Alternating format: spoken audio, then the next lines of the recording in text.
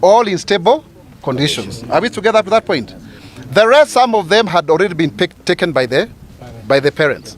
So we cannot give you a figure as at now. Yes. We can't give you a... Can we find out? Do you want us to recount your first statement? Yeah. Please, which was already in your... No, by the way, listen, ladies and gentlemen. Yes. We have not given you the statement. But you read it. We have not given you the statement. No, listen, we have not given you the statement to confirm the numbers. Then did you read the wrong thing? No.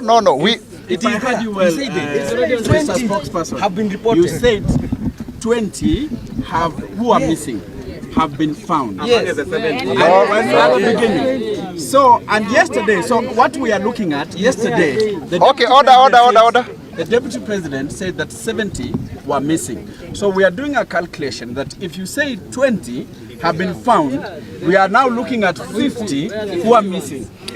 Now let me explain. Let me explain.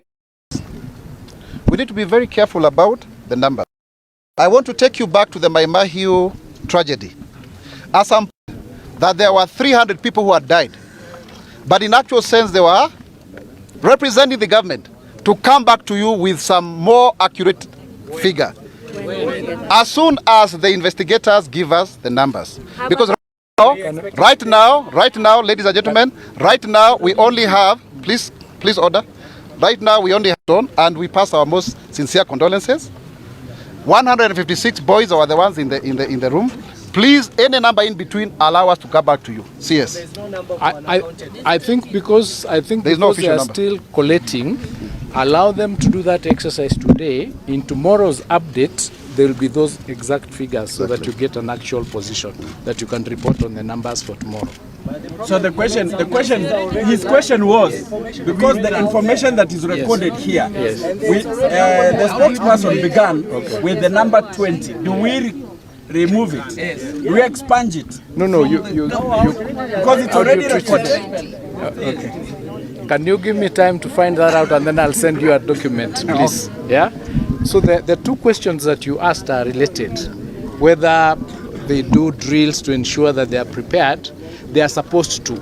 As to whether or not it is done on a regular basis is part of the investigation that we are going to do. And I can assure you that part of the investigation that we are going to do is to do a self-audit of the ministry. Have we, as a ministry, been doing what we are supposed to do in confirming that these regulations and these policies are followed?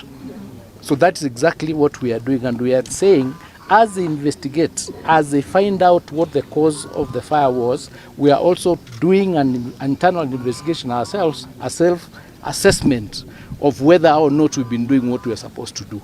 And if we have not been doing what we are supposed to do, we'll ask ourselves why and answer that question. It's going to be part of the report. So that exercise is being done. What measures are being taken to ensure accountability in this particular case? Will there be anyone being held accountable? Of course, 100%. If somebody did not do their part, they will be held accountable. And we're going to be as transparent as possible. As I said, if you recall, we cannot have this going on year after year after year after year. We have to bring it to a conclusion. If we find that the policies are there but people are not doing what they are supposed to do because there is no penalty, then I'm prepared, under the recommendations of the working party that we are using now to do the particular reformation in the education sector, to introduce these regulations, move them up from policies into law, so that there are penalties that somebody can face for not doing what they are supposed to do, as opposed to it maybe being a disciplinary action when you are supposed to have done something, you have not done it, and people are losing life. Find that it's because compliance is not adhered to because of non-penalty, then we can move it up to become statutory. And once it is statutory, you face criminal charges for you not taking the action you are supposed to take. We cannot allow this to go on. How binding is your word? Because we have had these statements before. Exactly the way you are putting it. Mine is binding because, as I said, that recommendation report right now in which we are doing changes and amending even the Basic Education Act and many other 13 pieces of law, so that we can have an education system that works, that there are no gaps, there are no blind spots, there are no organizations that are operating in a silo form. There is continuity. You see, like here we are working as a government. We should be able to act from one source, so that we know when you are not doing something right, you can't say, I'm not answerable to you because I belong to another institution. The law needs to be harmonized in a way that we know we are under one government, under one constitution. So that is what we are going to do. And is there any support system available for learning institutions to ensure such emergencies, there's swift response to them? Yes, I think there is, you know, like now, yesterday when the fire occurred, the county government was able to release the fire emergency team, and it arrived here 16 minutes after the fire. So the system is in place.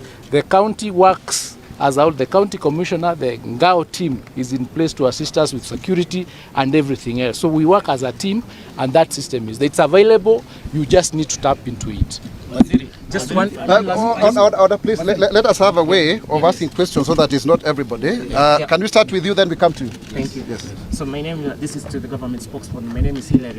I work with the French news agency AFP. I just want to recap the statement and ask my question with it. You say that we are on 18 dead right now, and we're in the process of doing DNA identification. We can only do DNA identification on bodies. Can you confirm to us on record here that we might still find more bodies in that building, or it's only the 18 that are conclusive and we can't find more bodies? Yeah, thank you very much. We were actually inside there, the DCI and the government pathologist, they are still collecting evidence and classifying it in such a coordinated manner. They need to get the coordinates of who was sleeping where, how, and how. It's a bit intricate. So we expect, if at all there are fatalities, to recover more bodies. So this is not conclusive. That is why the investigations are ongoing. And let me also clarify this, ladies and gentlemen. So can we have it on record that the toll will go higher? No, we can't say that. That is like wishing people to die. No, you can't say that. What we are saying is that the process that is ongoing is in such a way that they have been able, we have talked to the pathologist, to say that when they look at the body scientifically, they burnt in this particular way, and they were able to count it, 17 bodies. One died in the hospital. That is the number. Let's not speculate. Let's just go with that number now. Exactly. Maybe Waziri, maybe just that. But I think Waziri, we must all agree as Kenyans that these numbers represent people. Yes. And so even as we bandy around numbers, please let us know that those numbers represent children, boys that have parents, have relatives, and the more we haggle about numbers, the more we traumatize our people. Kindly, let's allow that the scientific, whatever that is going on, be carried on, and then we are able to give specific numbers that we can stand for. Yeah. So I think as the governor has said, let me clarify this. Yesterday there was a figure of 70 children who had been admitted. Only 4 are currently in hospital. So that tells you the rest 66 are already out of the 156. So kindly, the rest of the figures to achie hapo. Yes, sir. Okay, my question was, Waziri, I believe you have toured the facility, which you have said is a cleansing. Are you satisfied on the safety precautionary measures set by the Ministry of Education? The safety precautionary measures set by the Ministry of Education are sufficient if they are adhered to. But the challenge has been, in some institutions, they've not adhered to, and I'm not saying this institution, because we have not finished that preliminary investigation. It has to go in tandem with what the regulations say. I can't stand here and say it is not meeting, because I have to get a preliminary report from where I can say it met or it did not meet. But the provision, the regulations in existence are sufficient if they are adhered to. The challenge we've had in this country is not lack of laws or lack of policies. It is a situation where people do not follow them or flout them. Final question. Well, let's have yes, sir.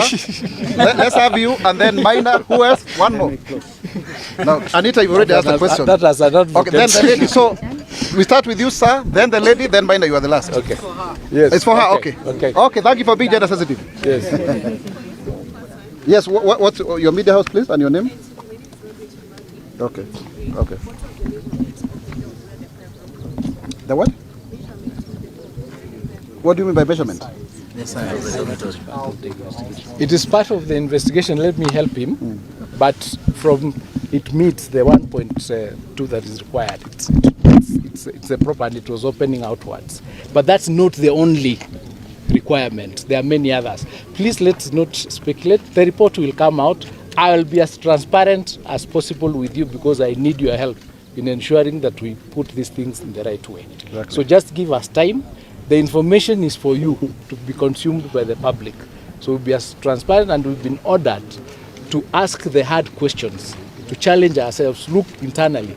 Is there something that we can do and do better? Where we've done better, we improve. Where we have not, we change. Yeah, actually, Margaret, just what CS has said, those measurements can only be with the investigators. So allow them to do their work. Yeah. And the CS is very keen on ensuring that he's a new CS. He's just come in. And you know, a new broom sweeps clean. I'm lucky in that sense. Exactly. Yes, Maina. Maina? Okay. Now, talking about reforming the education system and going forward, we remember a while back when we had these cases, there was a proposal of banning boarding in primary school. Is it about time we consider such proposal? That's a national conversation that we have to have. You see, what I said is, when you have a problem like this, you look at it broadly. Let us have that discussion and find out what was the purpose of boarding schools. Do we still need them? And if we do, and remember now there's something called public participation. It's not for one person to come and say we don't want boarding schools. It's a bigger conversation. But we are going to look at the whole sector and see what can be done, to, including ages. What age should we send our children to boarding schools at? These are questions that we need to ask ourselves, not just as a ministry, but as parents as well. When you take your children to school, do you check where your children are going to sleep? What, you know, these are some of the oversight, little oversight things you can do, because if you bring a child to school and you're not satisfied, you take them to a different school, the sponsors of the school will be required to improve. So all of us have a role to play, and we are looking forward and saying, because we are doing this reformation at this time and we are asking ourselves these difficult questions, it is time that we can ask even those questions like the one you've asked, which perhaps you could not have asked a few years back. You've talked about transferring children to schools. We are talking about good schools. There are not so many in Kenya, right? No, there are many. Good schools. Yes. I'm talking about good schools. What is your, definition of good? There is a reason why some parents... Enoch, kindly make your question precise, and it's the last one, kindly. See me privately. Okay, I think thank you very much, ladies and gentlemen. Asante sana.